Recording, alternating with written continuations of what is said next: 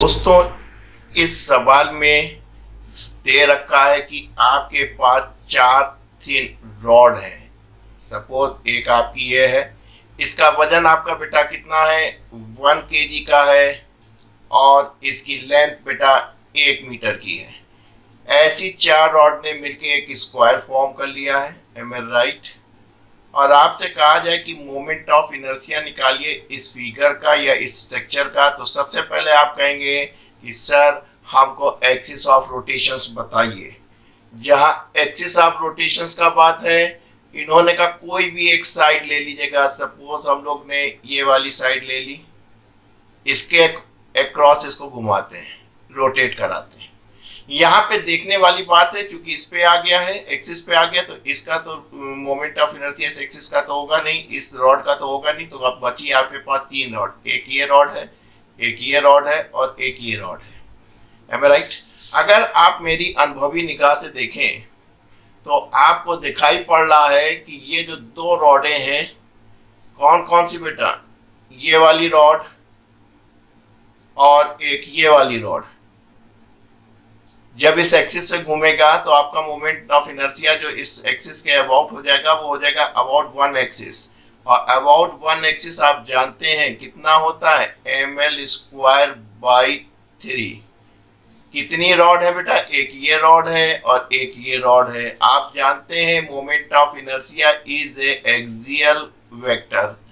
तो नॉर्मली 2 हैं तो ml² इसका प्लस ml² इसका बराबर कितना हो जाएगा, 2ml²। तो इसीलिए हम लोग मल्टीप्लाई कर लेते हैं, जितनी भी रॉड्स होती हैं या जो भी सिमिलरिटी होती है उतने स्ट्रक्चर से मल्टीप्लाई कर सकते हैं। सारा सवाल का जो ग्लैमर है वो इस रॉड का है कि ये क्या होगा। ना तो ये रॉड सेंटर से घूम रही है बेटा, ना ही ये रॉड यहां से घूम रही है, तो होगा क्या। अगर आप मेरी अनुभवी निगाह से देखें और मोमेंट ऑफ इनर्शिया के बारे में अगर आप देखें, तो मोमेंट ऑफ इनर्शिया कुछ होता थोड़ी ना है। ये एक एक्सिस हो गई, ये अगर मास हो गया, ये इसकी दूरी है, तो इस मास का इस एक्सिस के क्रॉस जो मोमेंट ऑफ इनर्शिया निकालते हैं वो किसके बराबर होता है, mr²। आप इस रॉड को देखिए, ये रॉड क्या होगा, छोटे छोटे छोटे छोटे छोटे छोटे छोटे छोटे मासों से मिला होगा और सबकी दूरी किसके बराबर होगी, इसकी लेंथ यानी 1 मीटर की। तो इस छोटे मास का ml² प्लस इस छोटे मास का ml² प्लस इस छोटे मास का ml² सबका क्यूमुलेटिव लेंगे। आप जानते हैं कि अगर अगर अगर ये यूनिफॉर्म है, यानी मास पर लेंथ जो है आपका डिस्ट्रीब्यूशन यूनिफॉर्मली है, तो इसका मास, रॉड का मास कहाँ पे होगा, सेंटर ऑफ मास पे होगा। तो आपको लगेगा कि इस वाली जो रॉड है वो उसके सारे मास सेंटर पे हैं, और जब इस एक्सिस के अक्रॉस घुमाएंगे तो वो क्या होगा, इस मास और इस लेंथ का स्क्वायर हो जाएगा। यानी जितना भी आपके पास रॉड का मास है वो इस उसके सेंटर ऑफ मास पे आधारित है। बस काम बन गया आपका। ये हो गया 3। इसीलिए ये वाला दिखा दे, इसका क्यों नहीं है। देखिए R, जब यहाँ पे कोई मास होगा, इसका भी मास होगा, ऐसा थोड़ी नहीं मॉसलेस है, इसका मास होगा कहाँ पे होगा, यहाँ पे होगा।